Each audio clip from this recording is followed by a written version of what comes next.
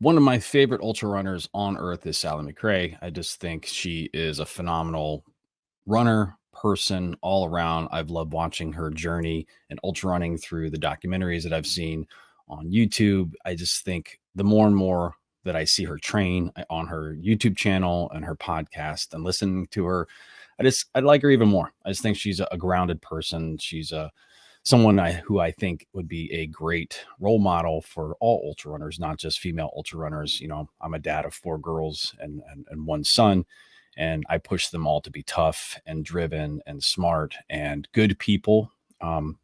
So, and as a parent, doing ultra running, you have this guilt because ultra running, I think, from a training aspect, is almost like it's a selfish sport. You have to really carve off a lot of time for you to be able to train and to run. And it's extremely difficult to balance that. And even as someone who's not an elite runner, I know that's probably even more difficult at the elite level or somebody who's at the high level wanting to cross over into the elite level. I mean, one of the things I've always said is I really wish I could put together training blocks that could put me at an advantage to perform to the best of my ability. And I don't have that. So I've always talked about how I train and just get it in wherever I can because my daughter and son play travel ball and I'm constantly running around fields, getting up early to run, staying up super late to run, running during the games, between the games. And that's just how I have to train. And I don't really have any other method to solve or crack that nut. So I can never really put in what properly looks like a training block. And as somebody who aspires to coach and do these type of things, you look at that and be like, wow, that's not really something you should be doing. For most of us, it is really about that. It's getting it in where you can. So that's one of the things I always push. All that aside, I saw Sally McRae do a video on her YouTube channel about her doing a 30-mile run, and she's answering some questions. So I'm going to go ahead and be quiet and show her. I want you to listen to her answer. And this is someone coming from that was probably, high level, moving into elite, probably elite at that time, talking about the aspect of training as a mom and as a parent. So let me go ahead and let me see if I can maximize this and make it look a little more like that. Let me go ahead and check this. There we go. All right. So we'll listen to this question about Sally and listen to her phenomenal response. How do you time manage high mileage training with your regular family life? Great question. When I started ultra running, my kids were 1 and 3 years old, and it was very tricky because I was at home all day with them. I was also trying to run a business. You, Eddie, were very busy as a youth pastor, worship pastor, and then you were doing a bunch of like mission trips around the world too. So we were juggling a really heavy schedule, and I had a lot of doubts. I didn't think that it was actually possible to do high level training or even high mileage training and raise a family, run a business. But one of the most powerful things that I did was I let go of expectations of trying to make my life look like everybody else's. I stopped trying to make my training look like everybody else's. And see, this is my point, and I've been pushing this for 10 years. Your training is not going to look like everyone else's. And I think a lot of people have guilt, or they look at themselves as less of a runner, or they're not a runner, or they're not taking it serious just because they can't put in these crazy training blocks, crazy amount of mileage, that their training plan doesn't look like everyone else's. And I worried about that for years as being somebody who has a running content channel. I worried that people would look at my stuff because I show it all on Strava and they're just like, what is he doing? Like I get it in where I can. A lot of my ultras, I'm doing the best I can. I'm putting the product out there that I have the time and ability to do. I love running. It's not always about performance. I'm a non-elite. A lot of this is just struggling to get through to do something that I love. And sometimes it's a better product and sometimes it's not. So again, listen to what she says here. It's an absolute phenomenal answer. And I slowly just started to craft both a schedule and a training plan that fit my own personal life. So it's taken a lot of years to do that, but I've also found a lot of joy in that because I think, like anybody, our families and our lives are very unique, and they're made up of so many different elements that we always need to be in consideration of. And I think as a mom, like, you know, a lot of moms experience mom guilt, and I definitely experienced that to different degrees. And so I'd say that what my training was in the I think all beginning parents have that guilt. has evolved and changed as my kids have reached different seasons in their life. True. When my kids were little, I would break up my training throughout the day. So it was very rare that I got in a solid like 20-mile run.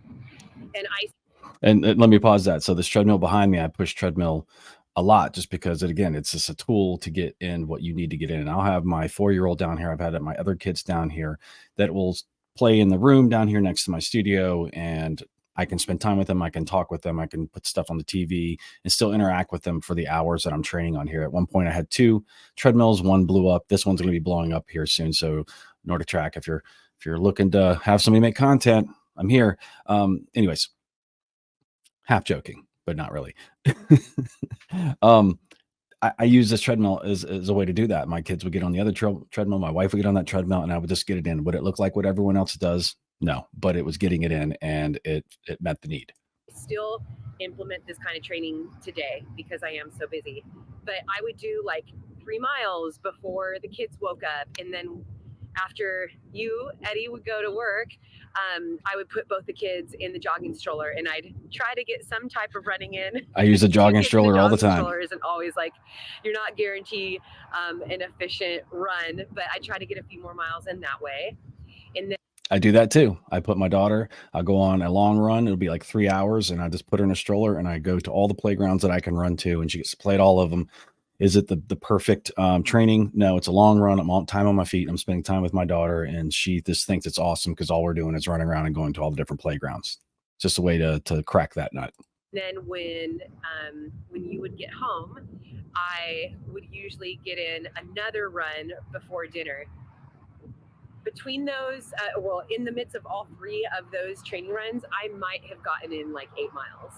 It was just fitting in what I could as best I could. And, it didn't look like a traditional training program, but I did get fitter, and I got stronger, and I got faster. And I think because I let go of those expectations, mentally I was happier, and I was more fulfilled in my training because I wanted to write my story. I wanted it to fit my unique journey. I had to let go of trying to force it to be what it was never supposed to be. So that is really a healthy way to look at this. I think the number one thing that's kept me really excited in my training is like, I'm going to make this the best that I can make it with what I have today in this season.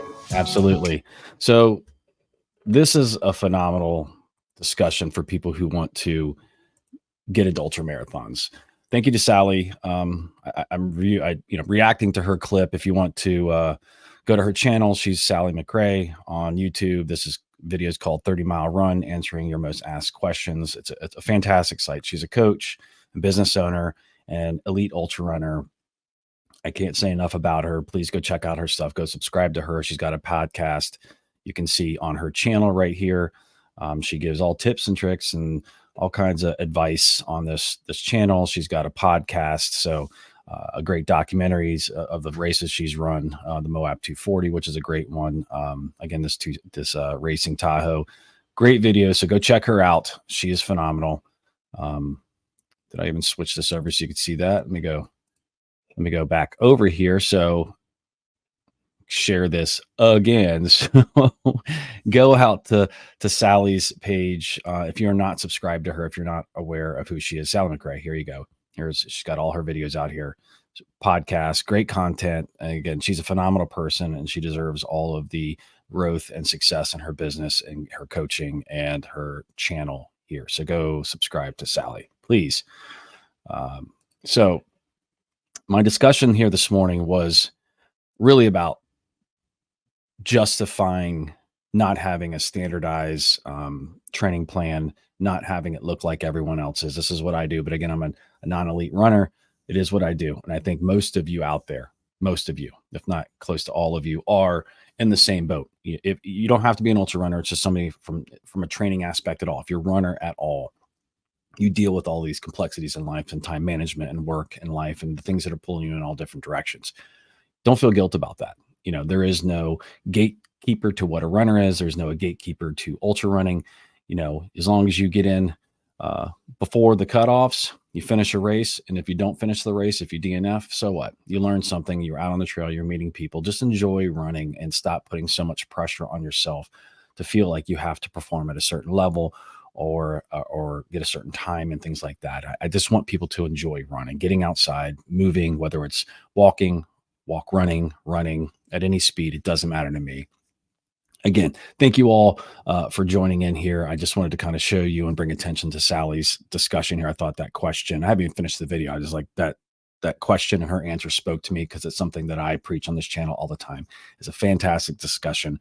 Go check out that video and you'll see the rest of her questions and her answers there. I'll talk to you soon. Take care.